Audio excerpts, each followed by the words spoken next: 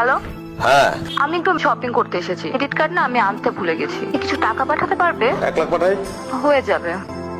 তো ফির রাহাত, আমরা জাস্ট ফ্রেন্ড। এই পাগল, জাস্ট ফ্রেন্ড কখনো হয়? আমরা খুব ভালো বন্ধু।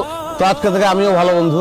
একটা গ্লাস, 2টা স্ট্র আর একটা স্ট্র আনতে বলো। আমি তো ফ্রেন্ড, তিনজনে একসঙ্গে চুমুক দেবো। আধুনিক সমাজ ব্যবস্থা। তুমি আমার পিছনে স্পাই লাগিয়েছো। তুমি এত নিচ। অবশ্যই আমি নিচ, আমি জঘন্য।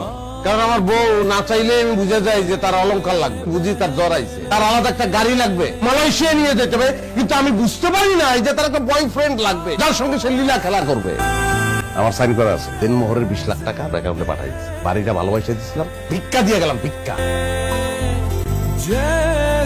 সন্ধ্যা থেকে তোমাকে আমি ফোন দিচ্ছি। ড্রিঙ্ক করার সময় না ফোন আসলে মেজাজ খারাপ হয়ে যায়। তুই যে 20 লক্ষ টাকা আছে না, ট্রান্সফার করে দাও আমার অ্যাকাউন্টে। একটা বিজনেস প্ল্যান করেছি। তুই এক টাকাও পাবি না।